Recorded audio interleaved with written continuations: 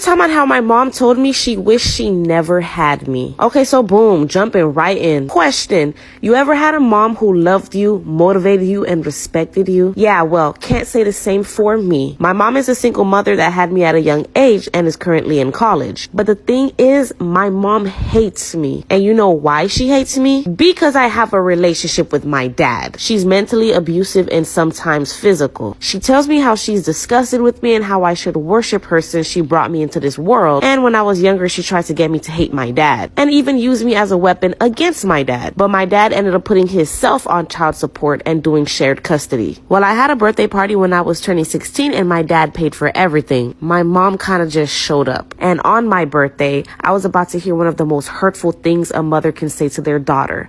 Like for part 2. Part 2 on how my mom told me she wished she never had me. Okay, so boom, like I said, I was turning 16 and my dad threw me a birthday party where he paid for everything. And my mom kind of just showed up. She gave me really bad energy and I tried to ignore it, but later that night I walked into the restroom looking for my mom and she was in there with her friend. And that's when I heard her say that she should have aborted me and that she wished she never had me. I cried my eyes off and my mom didn't even care when she found out. My dad ended up getting full custody and I haven't seen or spoken to my mom ever since. Now I'm at a better place and I'm happy living with my dad and my loving stepmother and sister. Sometimes someone hurt is so deep rooted it places hatred on people who's undeserving. She hated my dad for leaving but for staying with me. And that's something that she's eventually gonna have to come to terms with. But I refuse to let her bring me down. Now I'm loved, happy, and elevated. Stay blessed, y'all. This is why you should always make sure that your parents are your real parents. Okay, so boom, let's get right into it. So on Monday in my biology class, we're discussing blood types. This girl was trying to figure out why her blood type didn't make sense on her Punnett square. She told her professor that her dad was O and her mom was A, but yet she was AB. My professor explained that that's impossible, that she's confused on the blood types or something. The professor even drew out different Punnett squares to show her. The girl was very persistent that she wasn't wrong on the blood types and was confident that there was something wrong with how the professor was doing it. So my professor told her to talk to her parents to double check the blood types and all to make sure that the information was correct. So she comes back to class the next day and my professor made it a point to ask if she was mistaken or confused. And what she said next shocked the whole entire class. Ciao. Like for part. This is why you should always make sure your parents are your real parents. Part 2. Okay, so boom, like I said, my professor made it a point to ask if she was mistaken or confused about the blood types. And I tell you, this girl is ballsy. She announced to the entire class of 243 people. Turns out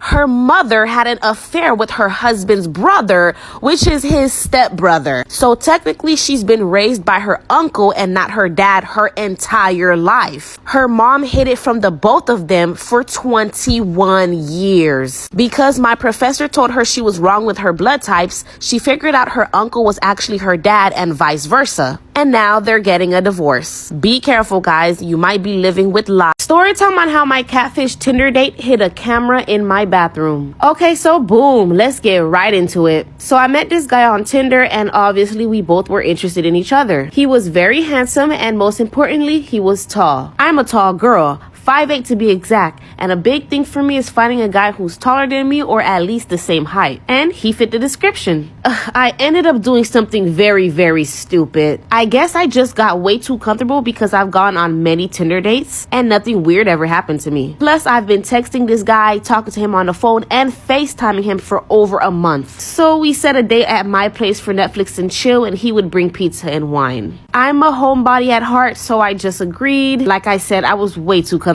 and very stupid. Little did I know he was a catfishing creep. Like and follow for part 2. Part 2 on how my catfish Tinder date hid a camera in my bathroom. Okay, so boom, like I said, I stupidly agreed to do date night at my place, Netflix and chill, and he brings pizza and drinks. He rang the doorbell and I was so happy and excited. But when I opened the door, that happiness turned into disappointment real quick. I had to literally look down to greet him. His Tinder profile said 6'5", and he he was most definitely looking like 5'6". And even that's being generous, he's probably more like 5'3". We watched the movies and we ate the pizza and we had some drinks. I had a good time, but I definitely just seen him more like a friend. He tried to kiss me and I jokingly said, no, this is the first date. What type of girl do you think I am? Mind you, I've been talking real dirty and nasty on the phone prior to us meeting in person. He probably realized I wasn't interested. Before he left, he asked to use the restroom and I said, okay. That was a mistake. Back for part 3. Part 3 on how my catfish Tinder date hid a camera in my bathroom. Okay, so boom, like I said, before he left, he asked to use the restroom and I said, okay. I showed him where the bathroom was and when he was done, he went home. We already established that I was stupid for having my first date with a stranger at my place. Well, after the date, I resumed life as usual and I kind of ignored him for a week.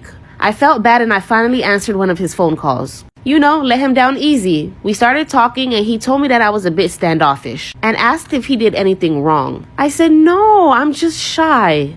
Then he said, you wear teddy bear panties. I doubt you're shy. My heart sank. Y'all, I was wearing teddy bear panties literally at that moment. I said, how the fuck do you know I'm wearing that? He said, oh, he doesn't know anything. It was just a joke. I hung up, ran to my bathroom, and ripped it apart. Like and follow for part 4. Part 4 on how my catfish Tinder date hid a camera in my bathroom. Okay, so boom, like I said, after he knew about my teddy bear panties, I ran to the bathroom and tore it apart. I found the camera in my outlet, the outlet where I put my phone charger. I was shocked and I felt so violated. It was sick. He's been watching me naked. I called the police and reported him, and at the moment, there's no proof that it belonged to him. He never reached out to me again, and I thank God he at least lives an hour away from me. But it still sucks because he knows where I live. Be careful on these dating sites, guys. And don't be stupid like me and invite anybody to your place.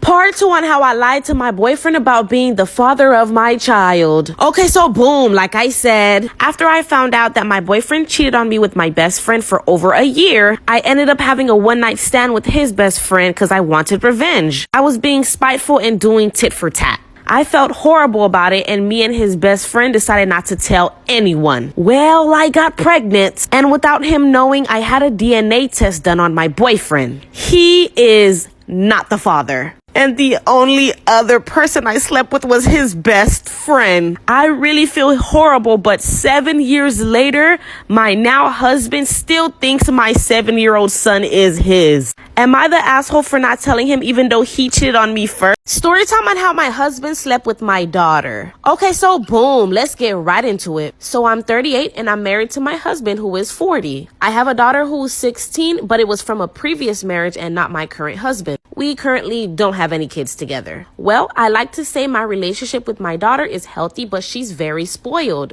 I try to set boundaries and work ethic into my daughter, but my husband always gets in the way of that and ends up making me do whatever my daughter says. At first, I thought it was just my husband really stepping into that stepfather role, but then it became weird. My husband and daughter would plan things without me and be gone for long periods of time. My daughter started being really mean to me and tells me how I'm old and she's young and full of life. My husband would never defend me when I would tell my daughter that's wrong for her to say. After all the sneaking and weird behavior, I decided to set my husband and daughter up. I promise you, what I found out was the last thing I could have ever imagined.